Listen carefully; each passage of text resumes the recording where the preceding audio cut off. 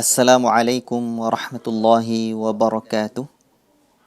Alhamdulillah, segala puji hanya milik Allah, Rabbuna tabaraka wa ta'ala, yang telah menciptakan kita, dan Allah subhanahu wa ta'ala tidak ciptakan kita sia-sia begitu saja.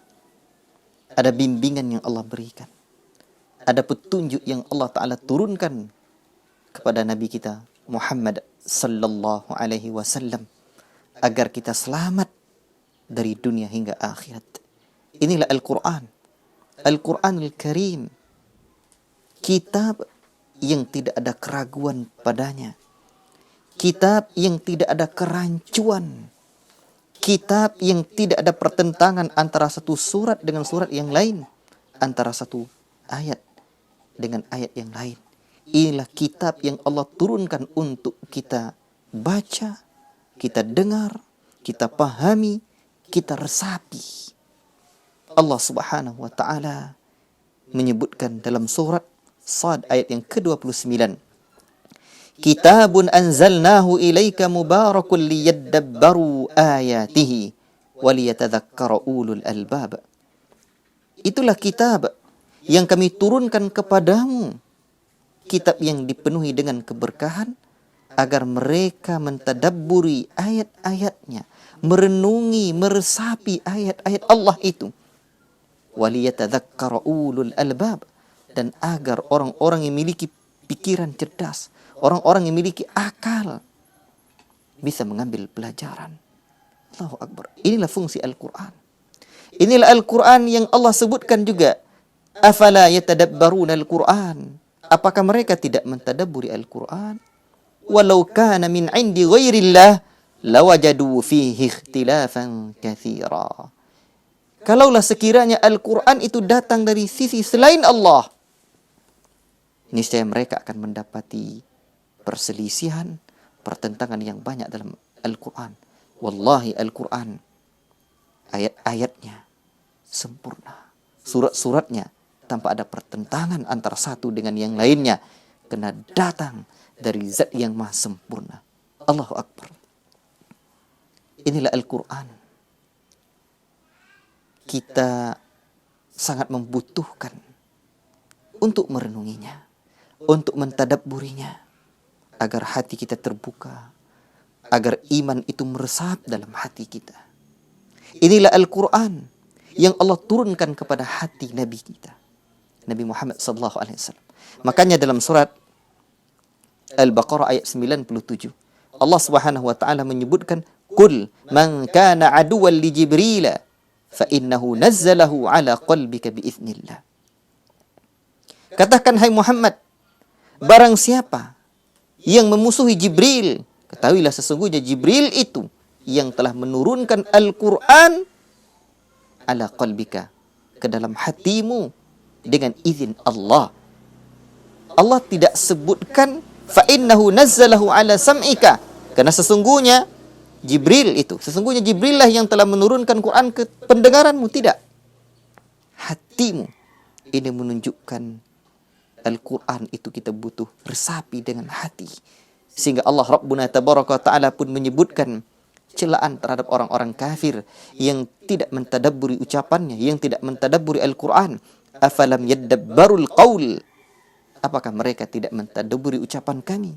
Demikian pun dalam surat Muhammad ayat 24 Allah menyebutkan, afala yatadabbaruna al-Quran am ala qulubin aqfaluha.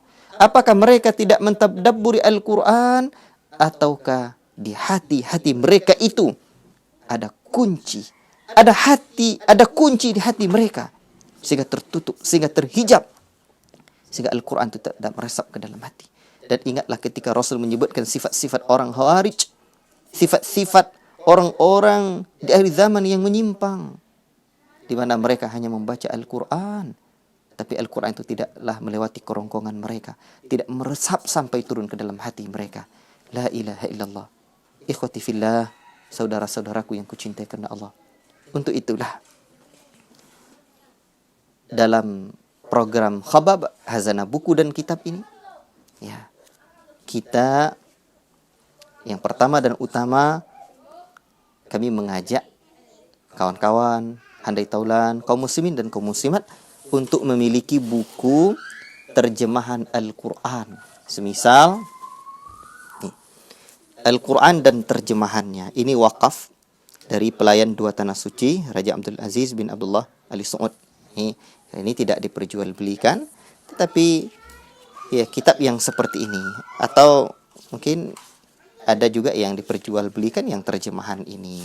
Sehingga kita bisa membaca Al-Quran ini, tahu asbabun nuzulnya, tahu catatan-catatan kakinya, terjemahannya dan catatan kakinya. Karena sesungguhnya tafsir Quran itu tidak bisa oleh akal manusia, tidak bisa dikarang-karang, itu butuh penjelasan. Apa yang maksud misalkan dalam surah Al-Baqarah, apa yang maksud Al-Baqarah di sini. Kemudian juga dengan penjelasan-penjelasan yang lain seperti makna yang terkandung dalam Al-Quran ini yang tidak umum kita dengar, itu butuh penjelasannya. Maka kita butuh terjemahan Al-Quran yang ada catatan kaki seperti ini. Barakallahu fikum. Atau juga ada yang lain seperti misalkan Al-Quran Al-Karim tafsir perkata tajwid kode Arab. Ini The Holy Quran Al-Fatih. Di sini ya terjemahan tanpa takwil, asbabun nuzul, tematik dan penjelasan ayat, panduan hukum tajwid, ya, indeks Al-Quran terjemah, zikir setelah selesai salat fardu. Ini ya di pondok kita di pesantren Markis Darul Quran was Sunnah. Ini sudah sejak dari dulu kita pakai ini untuk santri. Ini diterbitkan oleh PT Insan Media Pustaka untuk Al-Fatih Berkah Cipta ya. Ini penerbitnya di sini. Dan tapi banyak lagi yang lain. Saya di dalam program kita, ya, dalam program Hasanah Buku dan Kitab. Karena para ulama mengajarkan kita adab, dan tentulah untuk mengutamakan buku kita pelajari terlebih dahulu, tentulah kitabullah yang pertama dan yang lebih utama. Dan karena ini yang kita kenal, ya, saya yakin ada yang lain. Tetapi ada juga catatan yang ingin saya sampaikan. Hendaklah dalam mencari buku terjemahan seperti ini, penerbitnya penerbit yang terpercaya dari kalangan Ahlus Sunnati wal Jamaah. Carilah di toko-toko buku kawan-kawan kita yang jualan buku, dan mereka adalah dari kalangan Ahlus Sunnati wal Jamaah, di mana kami juga pernah mendapati di bagian-bagian belakangannya ada doa-doa, dan doa-doa itu tidak, ya, kurang sesuai dengan sunnah Nabi Sallallahu Alaihi Wasallam. Padahal Nabi Sallallahu Alaihi Wasallam sudah menyebutkan fa inna khairal huda huda Muhammad Sallallahu Alaihi Wasallam. Sebaik-baik petunjuk adalah petunjuk Muhammad Sallallahu Alaihi Wasallam. Jadi di Al-Quran Al-Fatih ini atau yang semisal dengan ini, yang sesuai dengan sunnah Nabi Sallallahu Alaihi Wasallam, di sini misalkan disebutkan doa, kemudian ya kandungannya fungsi doa, waktu utama berdoa, tempat utama berdoa, etika berdoa, zikir setelah selesai salat fardu, zikir pagi dan petang sesuai dengan petunjuk Nabi, keutamaan dan adab membaca Al-Quran, ya, dan yang lainnya. Nanti dalam di sini juga ada indeks atau tajwidnya. Demikian pula dengan Al-Quran, itu nanti ada catatan-catatan kakinya. Ketika ada ayat-ayat yang tidak kita pahami maknanya, nanti akan diberikan catatan-catatan kaki ini, catatan-catatan kakinya, sehingga dengan demikian kita paham. Barakallahu fikum. Silahkan kita cari agar kita bisa mentadabburi Al-Quran, bisa mempelajari Al-Quran ini, sehingga Al-Quran itu meresap ke dalam hati kita. Mempelajari Al-Quran jangan hanya sekedar mempelajari tajwidnya, dan itu terlebih utama, penting, tetapi tingkatkan untuk mempelajari Al-Quran ini agar sampai Al-Quran itu dalam hati kita. Di mana para sahabat Nabi Sallallahu Alaihi Wasallam dahulu mereka mempelajari Al-Quran, dan ketika mereka mempelajari Al-Quran bertambah iman mereka.